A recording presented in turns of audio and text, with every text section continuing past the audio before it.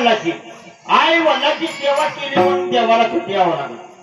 आणि देवाला तिथं येऊन तिने देवाला सांगितलं, अरे पुंडलिका तू काय पुढे बघतो, मी आलो इथं, बरोबर तुझी सेवा मला वाटली आवडली म्हणून मी इथं आलो. या काय सांगायचं असं तर सांग ना.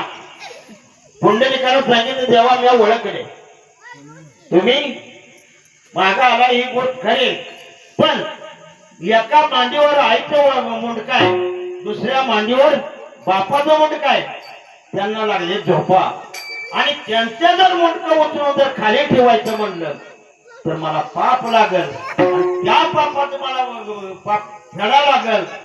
मी काय ठेवणार नाही. जवळच वीट होती आणि वीट फिरकवली माग आणि त्या देवाला सांगितलं, तुम्ही आता इथंच बसा. आणि मग त्याने उत्तर दिलं, बाबा इथं बसून काय करायचं, आणि इथं बसून काय करायचं.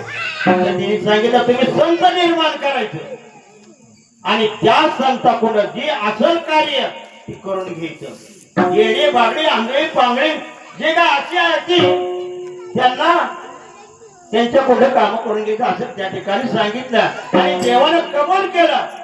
आणि आता योग्य 28 वर्ष झालं त्या ठिकाणी उभा आहे. जी काय सांगितलं पुंडलिकानं ते अगदी खरोखर तंतोतंत चालाय.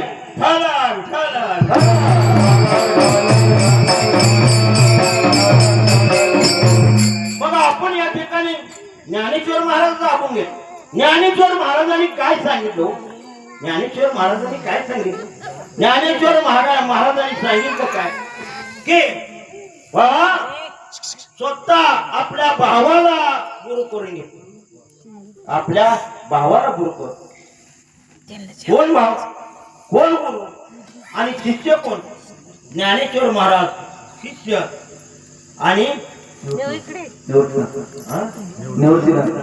निवृत्तीनाथ महाराज गुरु. कारण गुरु त्यांनी करून घेतलं.